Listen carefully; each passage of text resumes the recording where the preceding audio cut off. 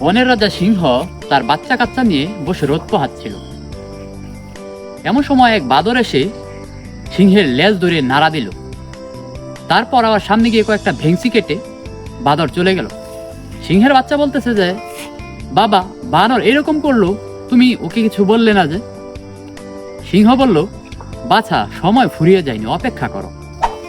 তারপর একদিন সেই বানর সিংহের সামনে পড়ল। সিংহ সেই বানরকে এক ঘায়ে মেরে ফেলল।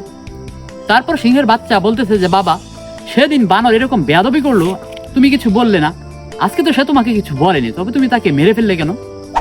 তারপর সিংহ বলতেছে যে, তুমি সেদিন প্রশ্ন করেছিলে যে আমি তাকে কিছু বলিনি কেন। তখন বলিনি কারণ সঠিক সময়ের অপেক্ষা করেছি। সেদিন এই বানর জিরাফের সাথে বেয়াদবি করেছে, বাঘের সাথে বেয়াদবি করেছে, হাতির সাথে বেয়াদবি করেছে, সবার সাথে সে বেয়াদবি করেছে। আর সেই অভিযোগগুলো আমার কাছে এসেছে। এই জন্যই তাকে আজকে আমি আঘাত করে মেরে ফেললাম।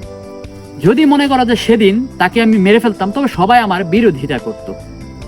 আর আজকে তাকে মেরে ফেলায় কেউ আমার বিরোধিতা করবে না।